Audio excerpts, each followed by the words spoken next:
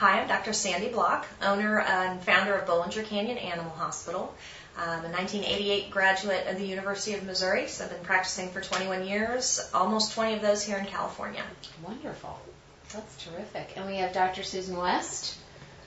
I'm a 1991 graduate from Life Chiropractic College, and before that I was in different fields of science, and I've been doing animal chiropractic since 1998. Terrific. And I only do my animal chiropractic here in vet hospitals, and based on the laws of the state of chiropractic. I would say that I see an arthritic patient every day, whether it's a newly diagnosed case or a case that's being managed for that. It's one of the most common things that we do deal with. The good news for pet owners is we have wonderful ways to help our animals when they get older and the arthritis starts to bother them. Arthritis is not just a disease of older animals either. It can happen in younger animals that have had injury or genetic defects, that type of thing. But I think the hard part for an owner is we want to make sure that they understand what are the really subtle symptoms that they may see in their pet. They usually are not crying in pain. You may just see a dog that's acting older. Everybody thinks, oh, he's just getting old, that's why he doesn't move around that much and isn't interested in being part of the family anymore. My motto is age is not a disease. They get older and they get diseases that cause those things. Mm-hmm. And fortunately, arthritis is one of those diseases that we have many, many tools in our tool chest to help them become a happier patient, a happier family member. Cats are our biggest challenge because cats don't show any disease. So the symptoms that you're looking for both in a cat and a dog are that they're just not their normal, happy, healthy self. They're a little withdrawn. They're not as interested in what's going on in the family. With a cat, they're hiding a lot typically. Mm-hmm. They may not jump up to things, or they may not jump as high as they used to. So before they used to be on the top of the refrigerator, and now they'll only jump on the couch. That's significant in a cat. For a dog, it's just that kind of stiffness and soreness standing up in the morning, or they may not be willing to walk as far as they used to. Some of the symptoms of pain in a dog are very subtle. It may be panting at a time that you wouldn't expect them to pant. It could be a little bit of a shiver at a time when they shouldn't be cold. They may just not want to be part of the family, and that to me is probably one of the biggest signs that something is going on and you want to contact your veterinarian. The good news is we have fabulous new medications for pain in animals. Unfortunately for cat owners, there are not as many options as there are in dogs. When I see a new patient, I kind of start to try to go with more of the natural things first. So we might try with some natural supplements that we use, joint products, to see what kind of a benefit we get from that. Mm-hmm. If that is not successful or only partially successful, then I kind of amp up what we're going to do. Certainly things that we consider are anti-inflammatories, which are medications that are taken by mouth typically. We consider true pain medications, which we have many to choose from for that. And there are several new classes of drugs that are used commonly in people for chronic pain that we're using now in veterinary medicine with great success. Great. Chiropractic and acupuncture and physical therapy, all of those play a huge role for these patients because anything that we can do that's not medication, to me, is the best thing to do.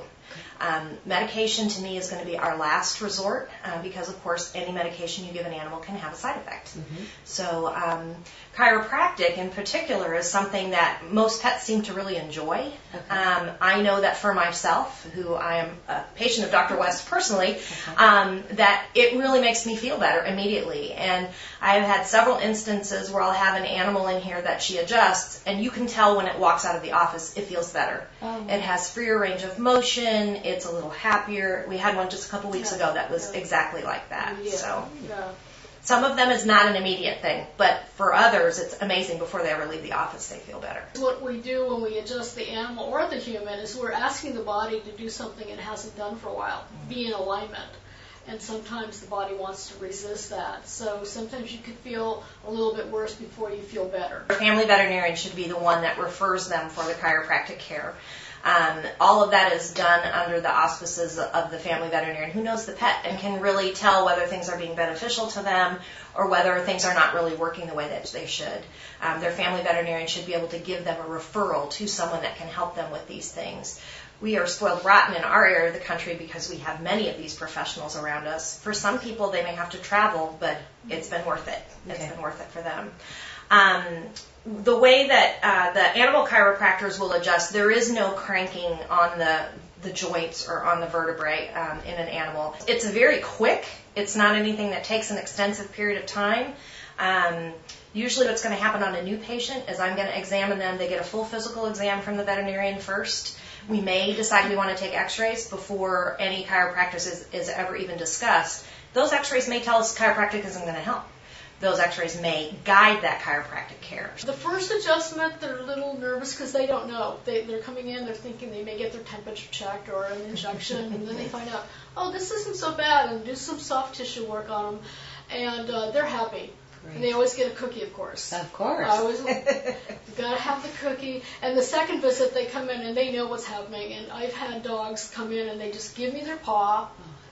Or they'll come in and they just sit right in front of me, and it's like, okay, work on my back. Make me feel better. Make them feel better. Elderly Dalmatian that I had been seeing for years that had problems both with his knees, his elbows, and his lower back. And we had been treating him with some medication, anti-inflammatory medication. It really wasn't that helpful. And the owner brought him in actually to be euthanized. She felt like his quality of life was not good anymore, and she didn't want to see him suffer. Fortunately, I had just gotten back from a pain seminar that I had gone to and learned about several new procedures that we can do, new medications that we can use. And we tried those on him, and 2.5 years later, he trots through my front door. He's still stiff and sore. He's still now a 13-and-a-half-year-old Dalmatian, but he has comfortable quality of life, and they're both thrilled. The other part about this is they love to come back to us because we make them feel better. You know, we give them things that help make them feel better. One of the other things that I think an owner really needs to be aware of with these dogs as they get older and they get arthritic, their muscles get a little weaker from the arthritis. So it's really hard for them on slippery floors. You want to make sure that if you have hardwood, tile, linoleum, that you're giving them some sort of non-slip surface to be able to get across that area. Rubber-backed bath mats work really well. So just an area that makes it easier for them, because if they slip and fall, then they're afraid, and then they stick their nails out as they walk along the floor, and it's like ice skating. So it makes it that much worse. So that, I think, is one of the number one things an owner can do at home. And the biggest thing that an owner can do, and the best medicine for arthritis, is weight control. Keeping an animal not only normal weight, but even on the lean side, is the best thing that we can possibly do for them. Makes them much more comfortable, makes the rest of our treatments that much more effective. So one of the other things that we wanted to talk about is how do we find out about all these new advances that are happening in both veterinary medicine and human medicine. That's one of the things that I love about my job is we learn something new every day. And there are many, many resources that we can use to come up with these newer treatments. There's actually an organization called the International Veterinary Academy of Pain Management. And these are people that their pain is their passion. Actually, the lack of pain is their passion. And I'm a member of that organization, and I get emails, multiple emails every day about new things that are happening. These are the up-and-coming people in the world dealing with pain control, not only in people, or not only in animals, but in people. So a lot of times we're taking things from the human side and using them on the animal side. Morris Animal Foundation is one of the leaders in that area. And I found out about them back when I was in veterinary school 21 years ago.